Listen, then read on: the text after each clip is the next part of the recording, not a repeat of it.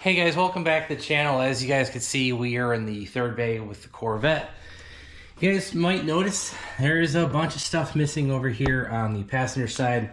Same thing over on the driver's side. We've got the coil packs, spark plugs, spark plug wires. All that's been removed. And that is because what we're doing is we're going to be doing two things today. One, we're going to be sending the headers off to go get coated. This is the passenger side header. And as you guys can see, whatever coating is on here, it's flaking off. I can actually take it off with my thumbnail, so it has failed. Then when we modify the bottom of it for the V-band flange, you know, we had to cut and grind whatever coating was on there off. And then the other thing that we've been doing today is, you guys can see our little kind of resurfacing table, if that's what you want to call that. Now this is a hard plastic that is clamped to my welding table. I would just use the welding table, but there's two things. I've been welding on it, so there's some debris on it. And then also, there's holes in it. And I don't know what those holes might potentially do when you're trying to resurface a flange. This sandpaper is actually from Duragold, and this piece happens to be 320. So we started off with 180. We went up to 240, and then we went up to 320. It's an adhesive back sandpaper, and basically what that allowed us to do was use this hard plastic as our surface, put down 2 rows of sanding paper, and I just used the weight of the header to actually resurface this. Now, is this 100% straight? No, it's probably like 95%. And the reason I know it's not 100% is because the flange did warp a little bit when we had to fix this previously, and I actually had to re-weld the tube back to the flange. And when we did that, I actually hit the, where we welded, I'd ground that down with an angle grinder, and then I just used my belt sander to resurface it to get it as smooth as I could. But our belt sander only goes like 3/4 of the pipe. It's not the full width of the flange. So I needed some way to get the rest of that smooth. And I was looking online, and people were saying just use a hard plate, use, any kind of, you could use a countertop, you could use a board, you could use a table. And I'm like, well, I do have this hard plastic, I do have a welding table, let's just use that. But the main purpose of sanding this flange was just to get it a little bit flatter. Then the other thing I wanted to show you, you guys will remember that I did use some of that high temp silicone on the exhaust port. And guys, I'm glad I did, because I found no exhaust leaks going past where the silicone and the stainless steel were meeting up. So now that we've smoothed it out a little bit, are we still gonna need the high temp RTV? I'm not exactly sure, but since it's such a pain in the butt to get the headers out of the car, I think we're just gonna go ahead and redo it. Part 2 is actually gonna be to install a new starter. And the starter is actually gonna be off a C7 Corvette. So the part number is gonna be GM part number 127-40951. This is off a 2014 to 2019 C7. Doesn't matter if it was a LT1, LT4, LT5, they all use the same starter. And the starter is basically going to be a bolt-in onto the C6. And they also sell a shield that comes with this. I don't have a part number for it, do we? Actually, it's right there. Part number for the shield, 126566132. So the C7s actually have a heat shield from the factory. And the other thing is, this starter isn't 20 years old. This might be a little bit smaller. It might be a little bit lighter than what came on the C6. I'm just not 100% sure. We'll have to get the old one removed and we'll let you know. But yeah, that's going to be basically part 2 of today's video. All right, guys, I have gotten both of the headers out. I have flattened both of the flanges, and we just finished up welding. And what I mean by welding, you guys will see that there's freshly kind of ground pipe there. And basically all I did, I found a couple spots that it looked like it may have been leaking from the inside, like where I had welded it. So I just put a couple tacks on there, ground it flush, and called it a day. There were 2 spots on this header. I think there's 1 spot on the other header. We fixed those, and now we're ready to drop these off to Calico Coatings. They're up in Denver. All right, guys, we've gotten the stock 2005 starter out. You guys can see that one right here, and you can see the C7 starter next to it. And I kind of guessed correctly. We are going to lose a little bit of weight and lose a little bit of length on the starter itself. So this starter, the C7 starter, is just over 7 inches. And the 2005 starter is just about 9 inches. So you're losing just about 2 inches in length. So, you know, the starter mechanism will be a little bit shorter. So if you got 2-inch headers, they might fit a little bit better. I obviously didn't have any issues with the set of Kooks that we have. And then the other thing is I just weighed both, and the 2005 starter weighed just about 9 pounds, and the C7 starter weighed just about 6 pounds. So that's another reason why to go over the starter. It's a little bit lighter, it's a little bit shorter, and a little bit of weight loss is not a bad thing on a car ever. So if you guys have an earlier C6 like we do, so probably like 2005 to 2008, I think you would have no issue with losing a little bit of weight. If you guys have the 2009 plus, so basically when they came out with the ZR1, I think they went to the smaller starter. So just heads up. The easiest thing for you guys to do is go look under your car. If you got a big starter, you measure the length of it, and it's like just about 7 inches, and it's got this big brass ending on it, and it's not the small little black one. I think that's the primary difference between the later model and the earlier model C6, is that the starter is slightly different. All right, guys, as with any hot rod, there's always little stumbling steps. And yeah, basically that plug we were telling you about, the stock 2005 plug on top that goes into this part on top of the starter, it is not a direct plug and play for the C7 plug. And I've seen other people post that this was a direct swap. However, I want to say they were doing it on a later model Corvette. Maybe it's a 2005 only thing. I'm just not 100% sure. As far as I'm aware, that plug on the engine harness side is the same through all the Corvettes. So I kind of mocked up the starter shield, and looking the way this mounts, it'll be something similar to this. I think we'll have plenty of clearance between our aftermarket battery cables and this heat shield. I don't think we'll have to do any customizing. Maybe we'll have to bend this up a little bit, maybe trim it. But yeah, so I think we'll be able to run the C7 heat shield on our C6. All right, guys, after a little bit of research, I was able to find a pretty much pigtail from General Motors for this starter lead, you know, basically the trigger for it. I don't know, maybe that pigtail exists because these connectors go bad. Maybe it exists because people put these in hot rods. I don't know. Or maybe it's the fact that people swap an LS starter for an LT starter. I'm just not 100% sure. So, but I was able to find this. It was plug and play, and it does give you a little crimp to put that on. Talked to a couple buddies of mine. About half of them say to solder it, the other half say to crimp it. Since this wiring harness is not long for the world, you know, since we'll be doing that Haltech ECU swap with the Rebel LS, as well as that wire harness, we're just going to crimp it for now. If we run into problems down the road, obviously we're taking the stuff all back apart. All right, guys, we got the C7 starter in here. We do have it fully wired up. Here's our battery cables coming from the fuse box and the battery itself that's going into the terminal. That brass nut is a 13 millimeter. And then up here, if you guys can see that white wire, so we took that white wire, ran it over here. You guys follow this line. That is basically running into the C6 purple wire, and that is basically our trigger wire. So yeah, that's been fully wired up. Our battery cables are good to go. All right, guys, you can see we got the C7 starter and the heat shield fully installed. All right, guys, I just rehooked up the battery cable, so this thing is live.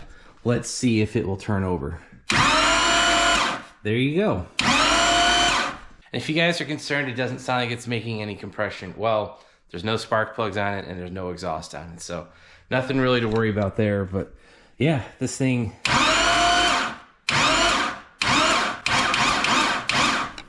it's starting it just fine. So yeah, that's pretty much as far as we can test it for today. Obviously we're still waiting for the exhaust. That's been just about a week. We dropped it off about a week ago. I think we've got 2 more weeks until that gets back. And the real test of this whole setup will be is if we can fit that shield. Actually, you guys can see it right there, very top of this silver shield. If we can fit that with the 2-inch long tube headers. Not entirely sure we'll be able to do it. Maybe we can, maybe we won't. All right, guys, I picked up the headers yesterday, and obviously you guys can see they are all wrapped up. I do not know exactly what they're gonna look like. We did go for the chrome color that we did on the previous set. I did want to tell you that they told me it was gonna take 3 weeks. I dropped it off on a Friday. It was done a week and a Monday later. So like, you know, like 7 or 8 business days. So what's the saying? Over deliver, under promise, or under, you know, whatever we're trying to say is, you know, try to say it's going to take longer than it's actually going to. And yeah, so cost wise, this cost me $313. I want to say last time it was $250, maybe like $275. So price has definitely gone up, but honestly guys, with today's economy, what hasn't gone up? So, but yeah, so we've, you know, I guess it's just another thing that you're gonna run into, and yeah, so let's get this opened up. And oh, these look cool. And my welds don't look too terrible. Oh wow, okay, there you go. And you might see some stuff fall out of here, but, and yeah, this doesn't look too bad at all. If you guys will remember, I basically ground down the welds down here on the V-band that we welded on. I think they may have polished it a little bit more.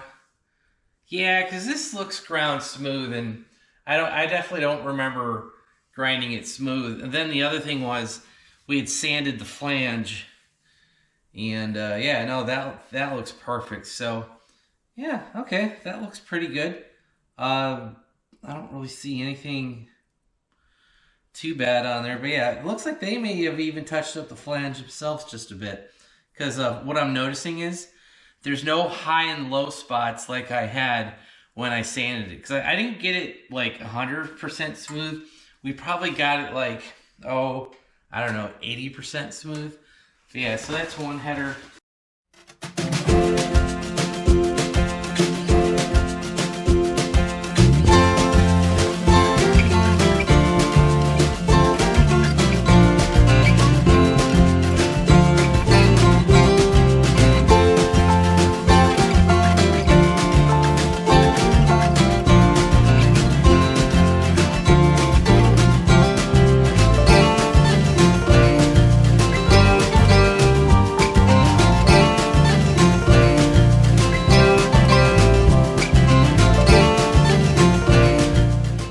There you go, guys. Here is the other side header, and yeah, I think everything looks pretty good. I don't really see any major issues or anything. I will say this, I think they did grind down my welds just a little bit down here on the V-band flange, and like I was saying on the other header, I want to say they probably topped this off, because this doesn't look like the way it did when I dropped it off. It looks like, you know, I got it probably, like I said, like probably like 80% smooth. This looks like they smoothed it out even further. So cool. All right, so yeah, so the headers are back. These are finally ready to go back on the car, and we should be able to wrap up this header project. All right, guys, we've gotten a lot of things done off camera. I haven't been filming just because you guys have literally seen this 1,000 times before, but we did get both headers in. You guys can see we have the, you know, the freshly coated headers. You guys can also see the heat shield down below that. And for us to actually install the header, you kind of have to do a multi-process thing. Basically, I had it attached, tried to slide the header in. I couldn't get the clearance that you need on this back corner right here. And to get that little clearance that we need, I just took the 3 bolts. It's a 10mm bolt. Took those 3 10mm bolts off, slid that out, slid the header in. And I got the header kind of just, you know, laying up here above, slid the starter up in place. And as you can see, we do have the gasket, we have the header in place. You also can see a little bit of RTV. And so what we did this time, I used brand new GM gaskets, put a little bit more of that high temp RTV on there. I wasn't sure how much we're gonna need, so I didn't put a ton on. I just kind of put a ring around each port. Then I slowly got all of the bolts tightened down, and the header torques down to 18 foot-pounds. I also got the O2 sensor plugged in. You guys can see that right here. I did have to bend the heat shield out of place just a little bit. Like, it was ever so slightly, one little corner was touching one of the header tubes, and I didn't want that rattling. So I just took a big screwdriver, you know, put it in there, made sure to avoid the pipe, and I kind of just pushed in where we needed to. I pushed in on 2 places, and yeah, it doesn't hit anymore. And like when I'm saying hit, it, you know, a little piece like that was touching. So everything is pretty much wrapped up on the passenger side. The driver's side, I still need to do a couple things. I did get the steering column hooked back up. That is a 11mm bolt.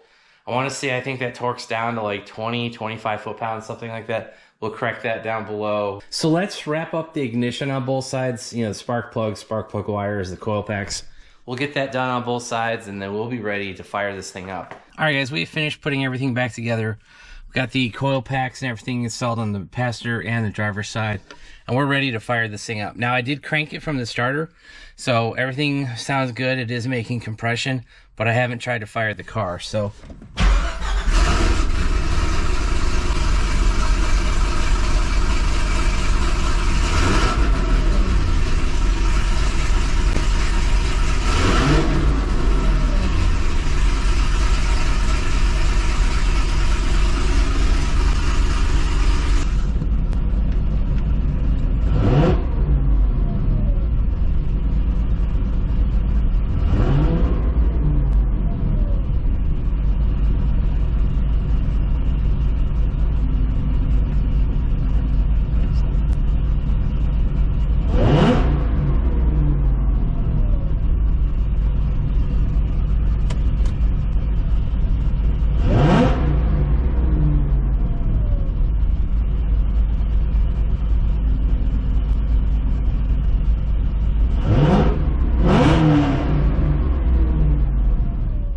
Alright guys, so that is another project complete. We got the starter on there, we got the headers back on. Everything looked fine. There might be some rubbing of the exhaust. Might have to adjust that in the back. I did kind of hear some rattling. Wanted to make sure it wasn't the bottom end or anything up here.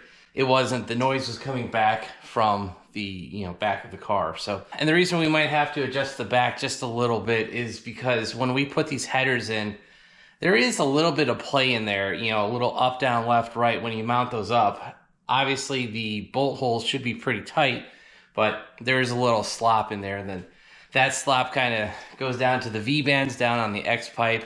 And then further back you go, a little change here, a little change there. Put it even further back, and stuff might have shifted around. So we'll double check in the back, especially around where the fuel tank mounts. Has that little aluminum skid plate that it sits on.